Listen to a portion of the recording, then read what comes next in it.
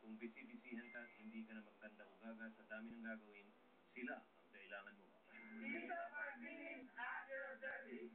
We do 40 year, we do house cleaning, we do, like I said, we do almost everything na kailangan sa bahay. At paano naman kaya ang bayaran sa kanila? When you call us, we also ask for 100 pesos as the flag down rate.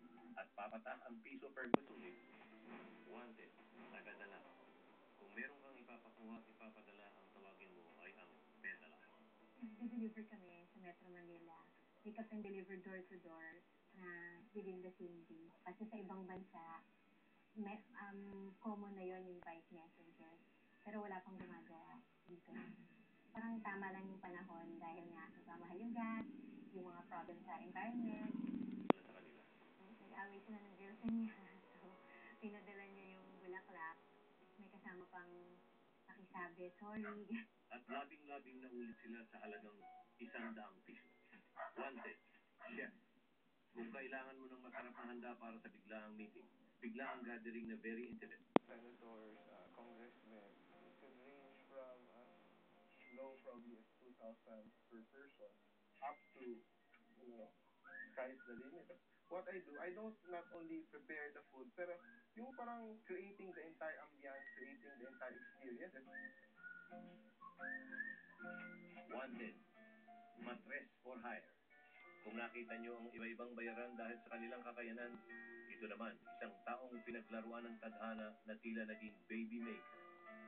Itago natin siya sa pangalang Aurora, ang inang nagbenta ng 2 niyang anak. Dancer kami, tapos nagkaroon ako ng boyfriend. Tapos nabuntis niya ako, ganun. Bigla na lang siya mawala eh. Tapos ay yung nangyari, umuwi ako ng Pilipinas. Dito ko na pinanganak ang anak ko. Siyempre makakalit ko. Alis niyak ako ng gabi-gabi. Pagkalipas ng 1 taon, bumalik ulit siya sa Saudi para magtrabaho. Nakakilala rin ako ng customer namin doon. Nabuntis ako, ganun. Kaya bumalik ako rito.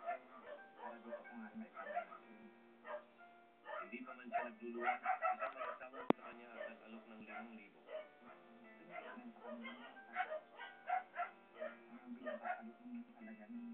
At hindi lang ito, isang alok ng kung sakasakaling magbuntis ulit siya, ay sila na ang bibili ng anak niya.